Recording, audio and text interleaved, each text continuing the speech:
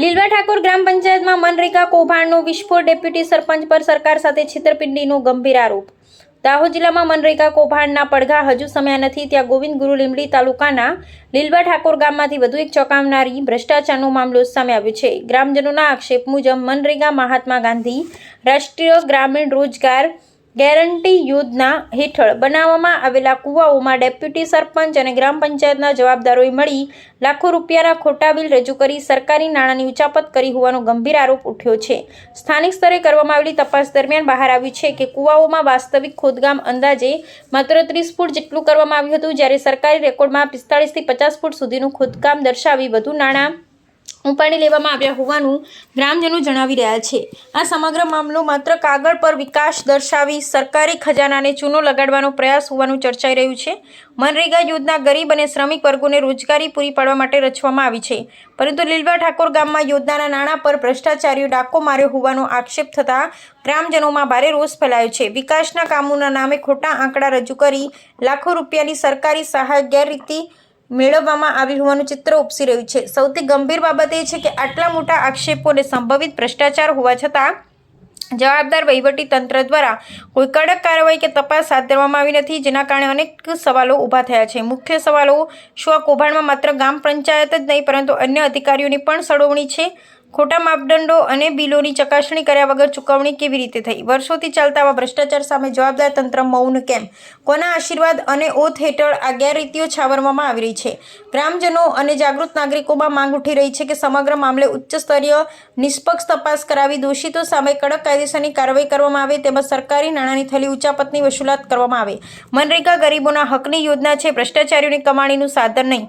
આ ઘટનાએ ફરી એકવાર ગ્રામ વિકાસ યોજનામાં પારદર્શિતા અને જવાબદારી અંગે ગંભીર પ્રશ્નો ઊભા કર્યા છે। રિપોર્ટર શ્રીકાંત પેકે બોહનિયા। તમારું નામ શું છે? મારું નામ પટેલ દિનેશભાઈ મોતીભાઈ।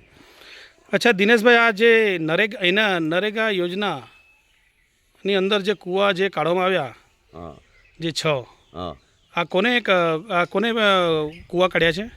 આ 6 કૂવા નરેગાના આવેલા અંબુભાઈ મુકેશભાઈ ખાંગુડાએ કાઢ્યા છે। અને તમારો કૂવો, આ તમારો કૂવો છે? હા, આ મારો કૂવો છે, એને મશીનથી કાઢ્યો છે અને જે કૂવાનો જે ચણતર બોલ્ડર પથ્થરથી નબળી કામગીરી કરી છે ને લગભગ અંદાજે 60-70 હજારની અંદર એ કૂવો પૂરો કરી દીધો છે। આ કૂવાનું કુલ રકમ કેટલી છે? આ કૂવાની રકમ અંદાજે 4,86,000ની આજુબાજુનું છે। આમાં જે કૂવામાં જે કામગીરી કરી એમાં જોબ કાર્ડ આ લોકોએ લગાવ્યો હશે ને? તો એ મશીન દ્વારા કર્યું છે કે લોકો દ્વારા કરવામાં આવ્યું છે? કૂવો જે ખોદાણ કર્યું એ મશીનથી કર્યું, હિટાચી મશીનથી, અને ચણતર કામ કર્યું એ મજૂરોથી કર્યું। આ કયા વર્ષમાં કૂવો બનાવ્યો હતો? આ લગભગ 2021-22ની અંદર કૂવો બનેલો છે। અચ્છા, 2021ની અંદર આ કૂવો બનાવ્યો છે, તો એમાં તમારો કૂવો પડી ગયો છે, બરાબર? હા।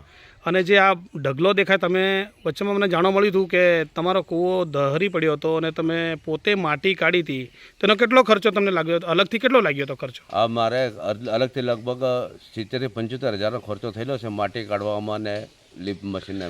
તો એના બારામાં તમે કંઈ જાણ કરી હતી મુકેશભાઈ અંબુભાઈ ખાંગુડાને? મુકેશભાઈને મેં જાણ કરી, ભાઈ મુકેશભાઈ હું હમણાં મશીન મૂકું છું તો તમે પાછળથી પૈસા આપશો કેમ? તો એમને કીધું કે હું પૈસા આપીશ, તમે હમણાં કામ કરાવેલો, પણ આજ સુધી કોઈ નાણાં મળ્યા નથી મને।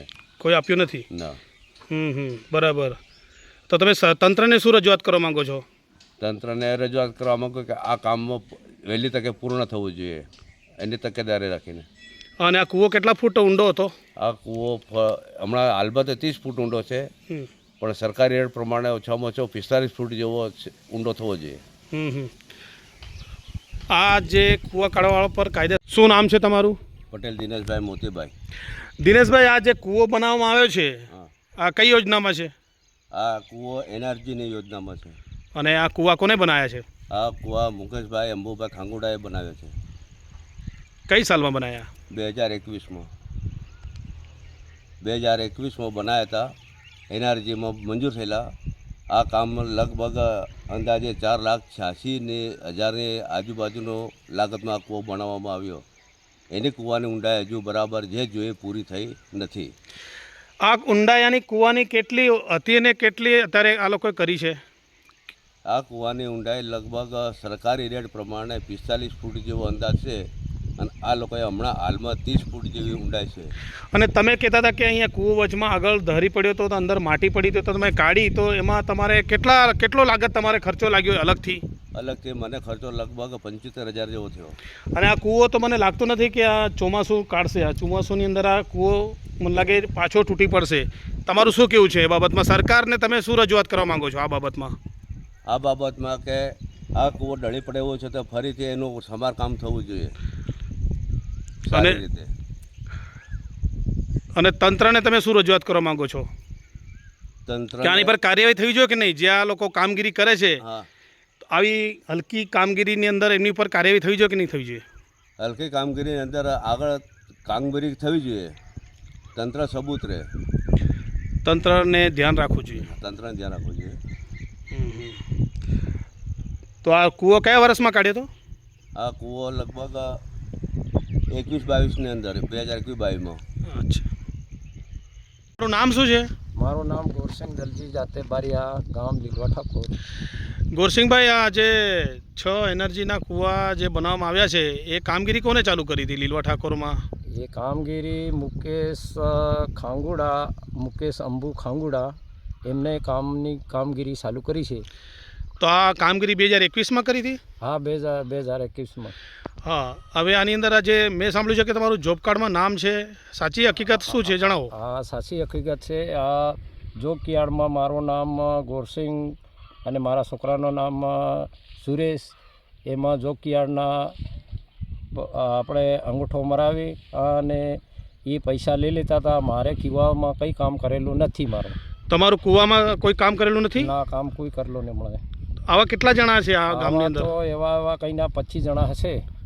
આવા 25 જણા ગામની અંદર હશે જેના જોબ કાર્ડની અંદર આ લોકો પૈસા ઉપાડી લેતા હતા? હા, એ ઉપાડી લેતા હતા. તમે તંત્રનું શું કહેવા માંગો છો આમાં કે આ લોકો પર કાર્યવાહી કરવી જોઈએ? હા, આ લોકોને કાર્યવાહી ફૂલ કરવી જોઈએ. અને આ જે કૂવા જે કામગીરી કૂવાની કરતા હતા આ લોકો, મેં સાંભળ્યું છે તો શું મશીનથી કરતા હતા? હા, મશીનથી 88થી જ કામ કરતા હતા અને ખાલી અમને ખાલી અંગૂઠા પડાવી અને પૈસા લઈ લેતા. એ અમને માલમ નથી. ખાલી અંગૂઠા પડાવીને અમને કોઈ પૈસા વતાડતા નથી.